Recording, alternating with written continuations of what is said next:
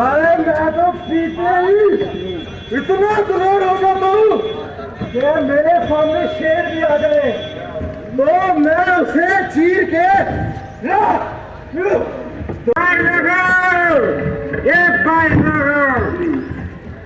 उसको एक कश लगा के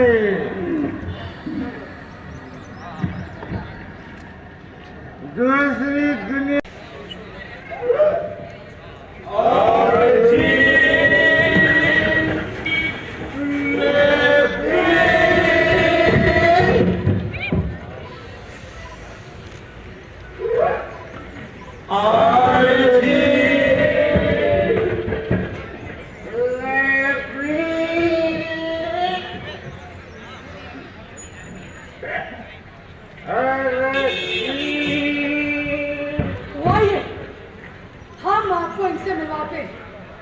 इनके घर लिए चलते देखते हैं ये क्या दूध खिलाते। इनसे मिलिए, इनका नाम है रामू। बड़े मेहनती है, मजदूरी करते हैं, दिन का 200-300 रुपए कमा लेते हैं और साथ ही साथ 100-200 रुपए की पी भी जाते हैं। क्या पी जाते हैं? शराब। भाई लोगों देखो कैसे खानों का बदनाम किया जा रहा है। भाई मैं शराब नहीं पीता, लेकिन हाँ कभी कभी वो क्या दवाई के तौर पे पी लेता हूँ। माफ करिए रामू। रामू साहब का हो। रामू साहब जी, हाँ जी। आप मुझे बताइए, आप दिन में कितने रुपए की पी लेते हैं? क्या शराब? शराब दवाई दवाई कितने रुपए की पी लेते हैं आप? ये कोई 100-150 रुपए की पी जाता हूँ। दिन की 100 रुपए की, यानी कि महीने की 3000 और साल की 36,000 रुपए से पी रहे हैं। ये कोई 20 सालों से 20 सालों से, यानी कि 20 सालों में आपने कुल मिलाकर 7,20,000 रुपए की शराब पी ली। अरे होते ना तो आज आप लखपति होते, लखपति। भैया लखपति का तो पता नहीं, लेकिन हाँ पति वो भी एक पत्नी का। रामू जी, आप अपने घर जाइए, आपकी पत्नी आपका इंतजार कर रही है। लेकिन भैया मेरा घर कहाँ? मालूम नहीं पता आपको? पता मेरा घर कहाँ? अभी साहब घर जा रहे हैं। घर में ही क्या, मोहल्ले वालों को भी इनके आने की खबर गली के कुत्ते दे देते हैं।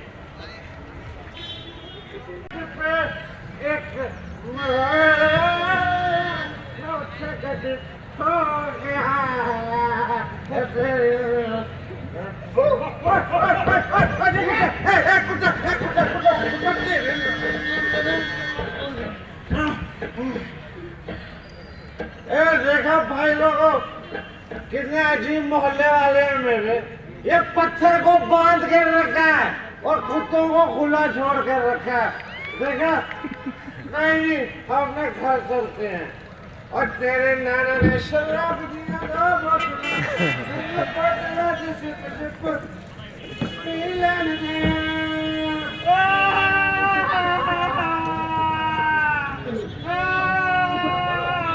ये बच्चे क्यों रो रहे हैं? भूखे भूखे हैं? भूख मुझे भी लगी है, खाना लाओ। कहाँ से लाओ खाना? घर में राशन नहीं है। राशन क्यों नहीं है? सारे पैसों के तो तुम ले जाते हो, कहाँ से होगा राशन? तू जानती है बार वो मुझे भैया मिलने भैया कहते कि मैं लखपति हूँ। कहाँ गए मेरे सारे पैसे? सारे पैसों के तुम शराब ले जाते हो। कैंटीन ऐसी जुबान। हाँ रोज का नाटक है तेरा। तुम्हें शर्म आनी चाहिए। घर में बच्चे भूखे हैं, बीवी भूखी है, राशन नहीं है और तुम पीते रहते हो। ओए शर्म आती है, इसलिए तो पीता हूँ कि शर्म उतार सकूं और तुझे बुला सकूं। बेशर्म हो गया तुम। ये शराब तुम्हारा दिमाग में खा गई है। कर औरत होके मेरे सामने दोबारा लड़ाई है क्या कर रहे हैं भाई साहब आप? दिख नहीं रहा अपनी बीवी को मार रहा हूँ अरे मगर क्यों? क्यों भाइयों चक्कर देखो चक्कर बीवी मेरी और तकलीफ इन भाई साहब को हो रही है चक्कर देख रहे हो चक्कर अरे चक्कर तो मारो गोली और ये बताओ कि अपनी पत्नी को पीट क्यों रहे थे? भाई साहब बीवी मेरी मैं से मारू का सीट जो मर्जी करो आपको क्या सारा जब भी घर पे हो सारे का सारा नशा उतार देती है मैं तो इसे मारूंगा रुक दे सामने मार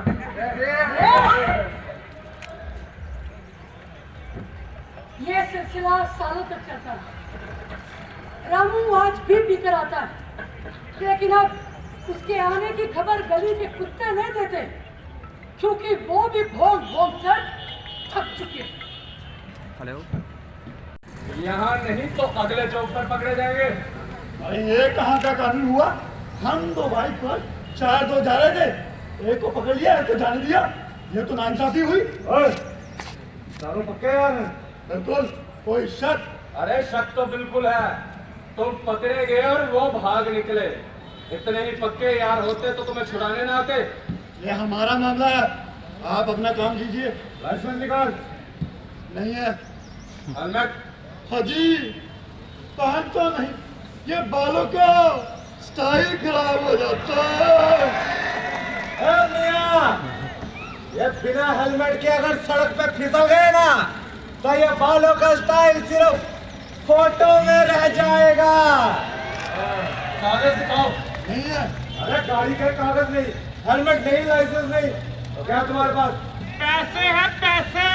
और मतलब आप छोड़िए ना साहब, जुर्माना बताइए कितना दूं? ओए जुर्माना मैं छोड़ूंगा थोड़ी।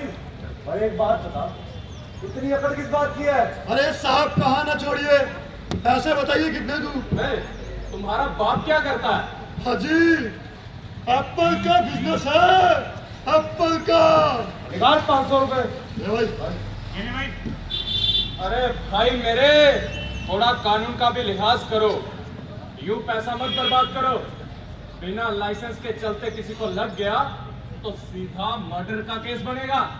और बिना हेलमेट के कहीं गिर गए ना तो अपनी जान गंवा बैठोगे। मालूम है, मालूम है तो क्यों करते हो ये सब? स्टाइल है। अरे भाई मेरे, ये जिंदगी नहीं मिलेगी दोबारा। इसीलिए तो मस्ती कर रहे हैं।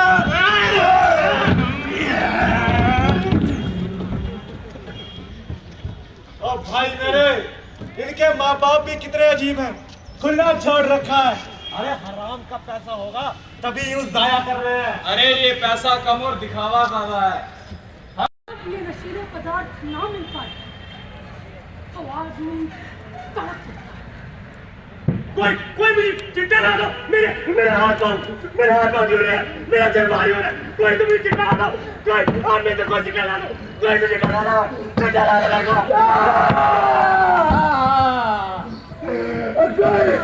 कोई मुझे घंटा ला दो, कोई मुझे घंटा ला दो, मेरा गला सूख रहा है, कोई मुझे घंटा ला दो यार, घंटा ला दो यार, कोई मुझे स्ट्राइक ला दो, मेरी सांसें नहीं चल रही, मेरा कान फूट रहा है, कोई मुझे स्ट्राइक ला दो।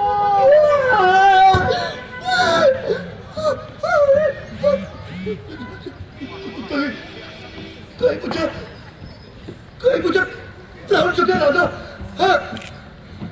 थोड़ा सा ब्लाउज चुके ला दो यार, मुझे ऐसे क्यों देख रहे हैं? कोई मुझे ब्लाउज चुके ला दो, थोड़ी सी बता थोड़ी सी ब्लाउज चुके ला दो, सब थोड़ी सी।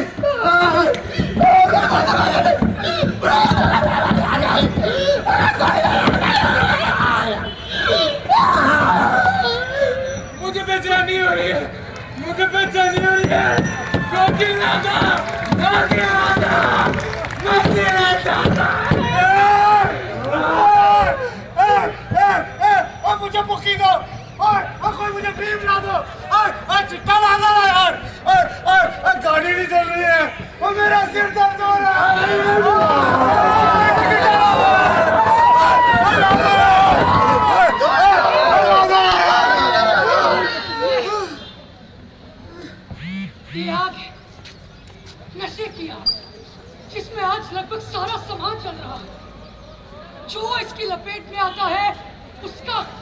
यही हश्र होता है। इस आग से अपने आप को दूर रखो। नशे की आग में जली जा रही है जिंदगी। आओ ऐसा करे सब कि नशे की आग में न कोई जले अब, न कोई जले अब। आओ ऐसा करे सब कि नशे की आग में न कोई जले अब, न कोई जले अब। कमान आओ चले हम चल कर देखें आगे क्या है, इस जगह का हाल, इस जगह का जो मैसेज यहाँ दिया, मैं अश्योर करता हूँ आप लोगों को कि वो मैसेज हम आगे कंटिन्यू रखेंगे। Thank you so much. Jammu Kashmir police ने रखी है। हर जिले में ये प्रोग्राम मैं देखा हूँ कि हो रहे हैं। तो आज के इस प्रोग्राम में हमारे पुलिस की तरफ से senior superintendent of police Shri Amit Gupta ji, यहाँ पर उपस्थित हमारे additional deputy commissioner Chaudhary Abdul Sattar साहब, हमारे principal government degree college Reasi के श्री चंद्रशेखर जी, एसीआर साहब, मंच पे बैठे हुए शहर के गणमान्य व्यक्तिगण, डॉक्टर सुखदेव जी, हमारे वाचस्पति शर्मा जी, मेंगी साहब, हमारे एडवोकेट पवनदेव सिंह जी, हमारी मातृशक्ति व बच्चों, जैसा कि हमारा जब भी इस किस्म का कोई प्रोग्राम का आयोजन होता है तो दिल में और दिमाग में एक जो तस्वीर बनती है, जो अक्स आता है, उस अक्स को दर्शाने के लिए, उस अक्स को बखूबी जाहिरी तौर पर हमारे जहन तक पहुंचाने के लिए आज नटरंग की इस खूबसूरत टीम ने, जिसके हेड कांत साहब हैं, और ये बच्चे इतनी खूबसूरती से इन्होंने अपनी अदाकारी से एक बहुत बड़ा मैसेज जो हमारे लिए, हम सब के लिए, मैं ये कहना चाहता हूँ कि न सिर्फ नशाखोरों के लिए, यह नशाखोरी का जो धंधा है उसको फैलाने वालों के लिए, बल्कि सभी के लिए, इसमें पुलिस के लिए, इसमें हमारे समाज के लिए, इसमें बच्चों के लिए, बच्चों के वालिदैन के लिए एक बहुत ही, मैं समझता हूँ कि पूरे हमारे दिमाग में जो एक प्रिंट बनता है, उसकी आज झलक यहाँ पर देखने को मिली है। और हम देख रहे हैं कि इस वक्त समाज में हमारा समाज किस तरफ जा रहा है। बच्चों को ही इन्होंने बेगुनाह या कसूरवार नहीं समझा, इन्होंने वालिदैन को भी समझा, इन्होंने समाज को भी समझा, इन्होंने पुलिस और जो बाकी जितने भी हमारे महकमा जात हैं, जिनकी ये जिम्मेवारी थी कि इन चीज़ों को रोका जाए, बच्चों को सुधारा जाए, बच्चों को ठीक किया जाए। तो आज का ये जो प्रोग्राम था, एक अवेयरनेस प्रोग्राम था, जो सिविक एक्शन प्रोग्राम के तहत JNK पुलिस ने नटरंग थिएटर के साथ किया मिलके। यहाँ पे जो प्रोमिनेंट जगह है यहाँ की, रियासी हेडक्वार्टर की, यहाँ पे हमने किया। यहाँ बहुत सारे बच्चे आए थे और शहरी बुलाए थे हमने, और साथ में हमारा एक मेन मकसद ये था कि एक अवेयरनेस नशे के विरुद्ध डिस्ट्रिक्ट रियासी में एक हम मैसेज देना चाहते हैं कि जो नशा है, नशे के विरुद्ध एक हम स्ट्रिक्ट एक्शन लेने जा रहे हैं आने वाले टाइम में। और उससे पहले हम एक अवेयरनेस अपनी चलाएंगे, और उसकी आज ये शुरुआत थी। एक यही अवेयरनेस प्रोग्राम्स हम अपने डिफरेंट एरियाज़ में, जहाँ जहाँ हमारे थाने हैं, चौकी हैं, वहाँ पे हम करवाएंगे लोकल लेवल पे। और अवेयरनेस के साथ साथ, जैसे हमने कहा आपको, एक स्ट्रिक्ट मैसेज चला जाएगा, और मैसेज के बाद स्ट्रिक्ट एक एक्शन ली जाएगी। और हम पूरी कोशिश होगी हमारी कि ये नशे की जो ये बीमारी है, एक लत है, ये एक सोसाइटी से हम उखाड़ के फेंक दें। सर, जिस तरह से देखा कि नाटक के माध्यम से ये बताया कि जो बच्चे नशे की तरफ बढ़ रहे हैं, वो कहीं ना कहीं उसका टेक्नोलॉजी का इस्तेमाल कर रहे हैं। मोबाइल भी एक कहीं ना कहीं कारण बनता जा रहा है। मान के चले कि वाकई सच है कि मोबाइल की आसानी से जो है वो नशे के पास जाते जा रहे हैं। हाँ, जैसा कि आप आपने देखा नाटक में बड़े अच्छे तरह से जो नटरंग ग्रुप के हमारे कलाकार थे उन्होंने जो समय बांधा यहाँ पे, तो उनका जो मैसेज था जिसमें मोबाइल जैसे आप कह रहे हैं टेक्नोलॉजी के साथ हमें जीना सीखना पड़ेगा। टेक्नोलॉजी के अगर फ़ायदे हैं तो नुकसान भी हैं। ये यहीं पे सोसाइटी का एक पेरेंट्स का, टीचर्स का, पुलिस का, हम सब का, मीडिया का सबसे ज़्यादा रोल यहीं पे आता है।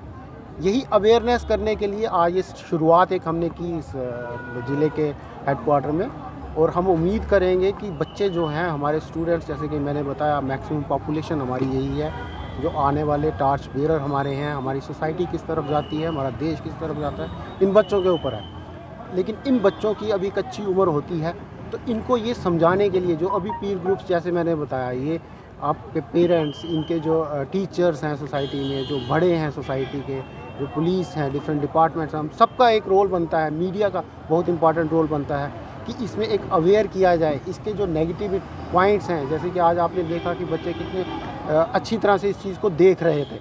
आज मोबाइल का ज़माना है, टीवी का ज़माना है, फिर भी जो ऑडियंस थी जहाँ उन्होंने कितना मेस्मराइज हुए इस परफॉर्मेंस से। तो यही मैसेज हम देना चाहते हैं कि ये नशा है, ये सोसाइटी में एक बुरी लत है और एक सोसाइटी को दीमक की तरह चाट जाता है, और ये हम होने नहीं देंगे। सर, रिहैब खोलने की भी क्या प्रयास किए जा रहे हैं? क्या पुलिस का बहुत इंपॉर्टेंट रोल बनता है कि इसमें एक अवेयर किया जाए। इसके जो नेगेटिव पॉइंट्स हैं, जैसे कि आज आपने देखा कि बच्चे कितने अच्छी तरह से इस चीज़ को देख रहे थे। आज मोबाइल का ज़माना है, टीवी का ज़माना है, फिर भी जो ऑडियंस थी जहाँ उन्होंने कितना मेस्मराइज हुए इस परफॉर्मेंस से।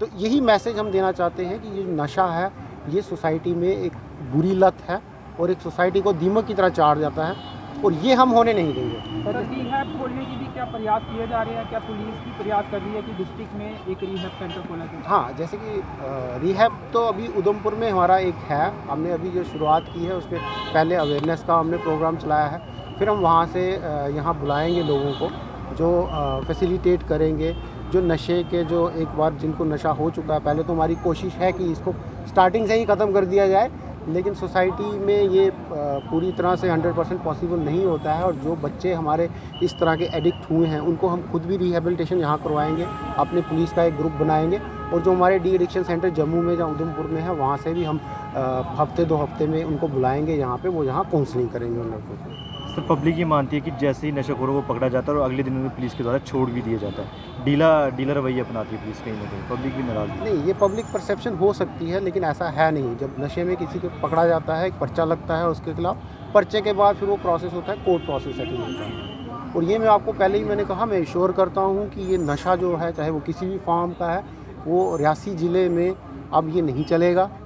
पुलिस ने आगे भी काफ़ी कार्रवाई की है। अभी पिछले दिनों हमने कटरा में एक पकड़ा, नेक्सस पकड़ा बड़ा, उसकी इन्वेस्टिगेशन चल रही है, और काफ़ी जगह आप थानों वगैरह में हमने पकड़ रगड़ की है इसमें, और इसमें कोई ढिलाई नहीं होगी, और इसमें ये हमारी टॉप प्रायोरिटी है यहाँ नशे से फ्री करना है सोसाइटी। सर, जिस तरह से मैं देखा कि पुलिस लगातार नशे के दम निकल कसर रही है, लेकिन उसके बावजूद भी ये माना था कि अकेले पुलिस कुछ नहीं कर पाए, तो क्या मान के चले कि सबको साथ लेके काम इसको अंजाम दिया जाता है ताकि नशा मुक्त हो सकता है? जी, हमारा आज का ये प्रोग्राम था ना, इसका बेसिक एसेंस ही यही था कि हम सोसाइटी को ये बताना चाहते हैं कि सोसाइटी मिल के इस चीज़ को हटा सकती है।